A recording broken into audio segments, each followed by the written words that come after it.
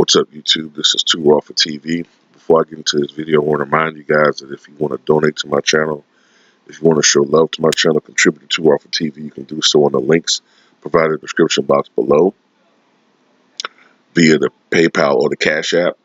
And also there's a link to my Patreon account, which I created earlier this week. There's already content on there, and I will be uploading frequently. I uploaded a video just today on there. And for only $2 a month, you'll get totally uncensored, unfiltered content, that I cannot put on YouTube on there. So if you can, please support me on the Patreon. Now, shout out to Ticket TV. He talked about this in a video today. There's this Superfan, Sultan Bruno, or Bluto. I don't give a fuck what his name is, okay? But some Superfan, right? You know, who looks like some fat sultan from some 1940s movie and shit. You know, the ones that be smoking those pipes and shit, but it'd be like in that liquid. Or they blow it out of it and be like smoking shit. Basically like an old style, like vapor shit. So you bring me treasures. What are these treasures? For you, Sultan, we have the Ruby of Rubenstein. Ah, the raspberry you give me. Oh my god. But anyway, he looks like one of them motherfuckers, man.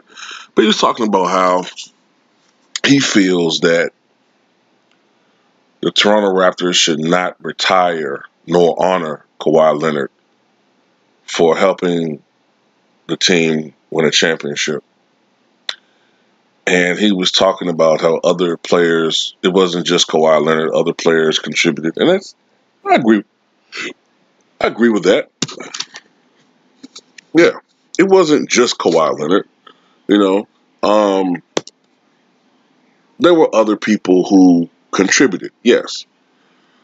But on a night in, night out basis, game in and game out,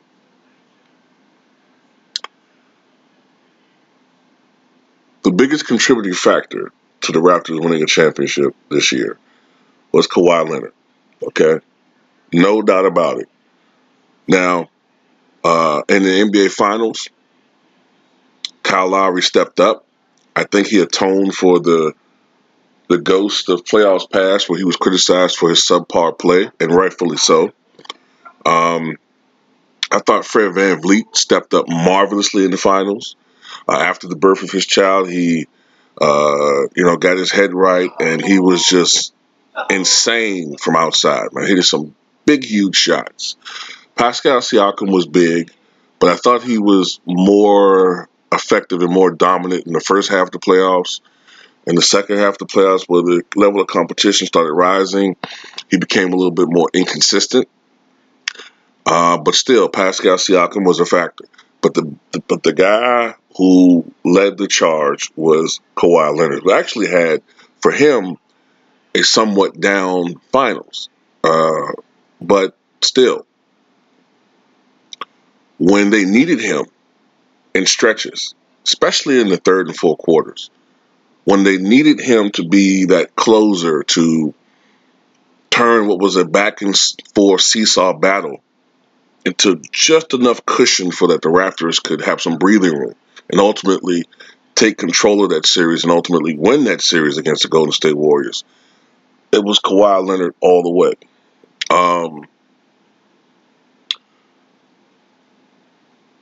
My thing is this.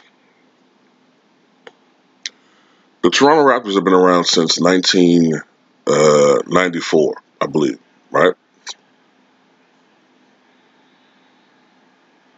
I forget. Sometimes I keep forgetting which year it was. I think it was 94, maybe 95, whatever. They've been around for over 20 years. And in those 25 years they've been a franchise, right? They've seen players come and go, all right? They've seen very good players and even great players come and go. Damon Stoudemire, Vince Carter, Tracy McGrady, Okay, Chris Bosh, DeMar DeRozan. The list goes on and on. None of these guys were really able to. Vince Carter did it for a while. He was able to make them sporadically contenders. But as far as a consistent championship level team, nobody really was able to do that. The combination of DeMar DeRozan and Kyle Lowry were a great regular season team. But when it came to the playoffs, Kyle Lowry was extremely inconsistent. And DeMar DeRozan just didn't produce in the playoffs at the same level he did during the regular season on a consistent basis. And they kept just getting exposed by LeBron James and the Cleveland Cavaliers. So the Spurs, they trade Kawhi Leonard to a team he did not want to be on or nor requested to be on. But he made the best of a situation. He made lemonade out of lemons. You know, if you want to use that phrase, that was what Kawhi Leonard did. Okay? And he brought that city, he brought that team, he brought that country a championship.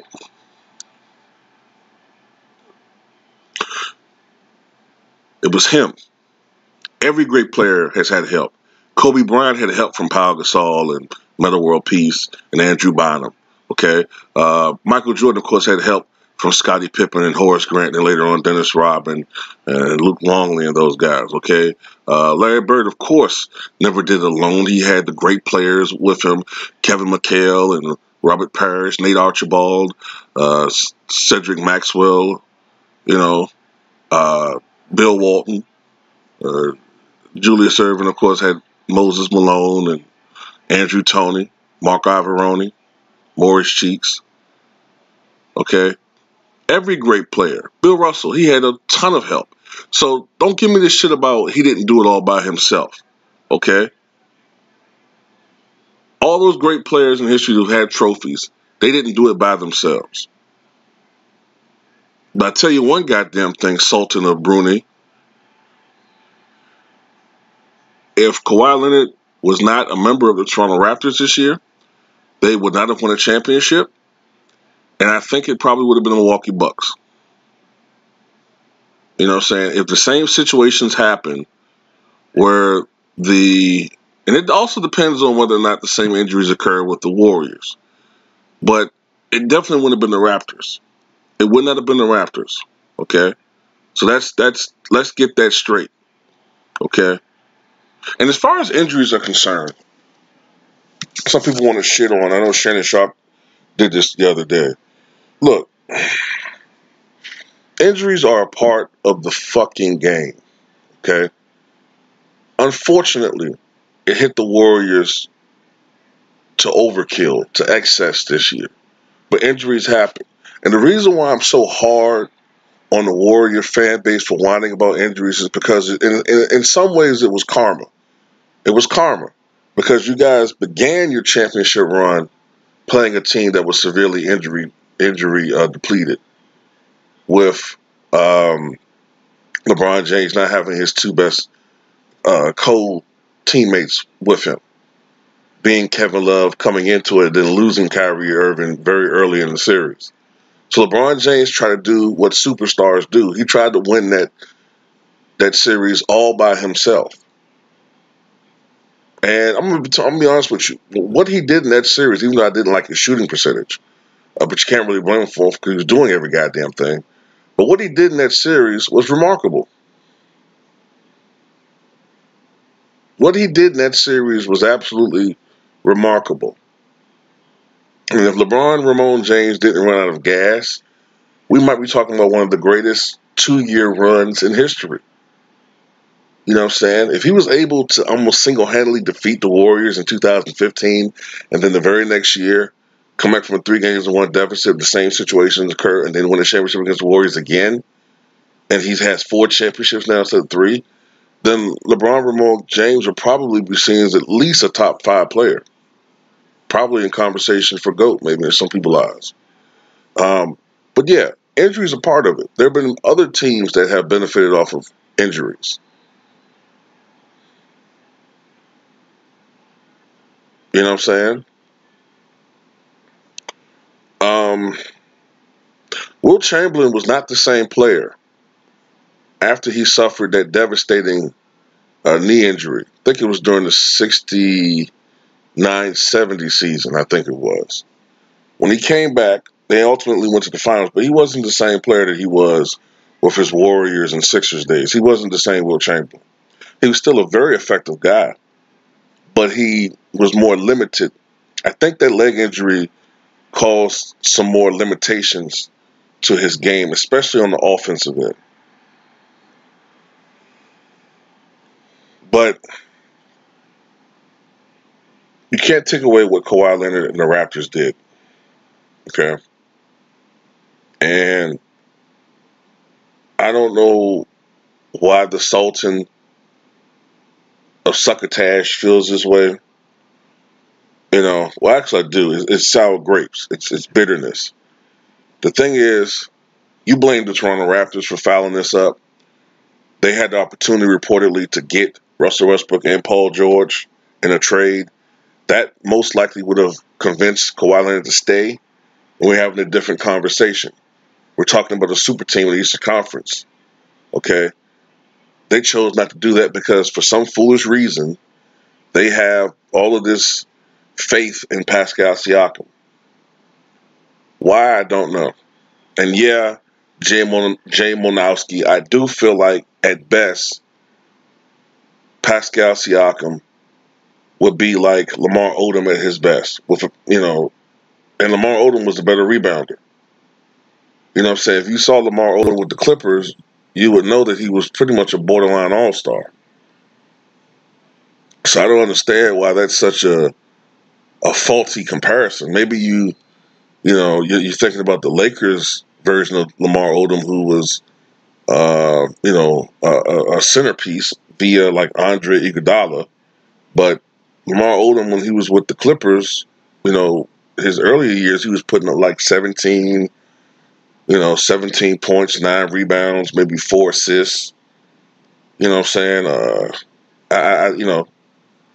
Had a versatile game. He could pass. He could shoot from 3-point range, though not all that great at the time. But so I don't understand why that's such a bad comparison. But anyway, that's pretty much it, man. That's all I got to say, man. Tell me what you guys think.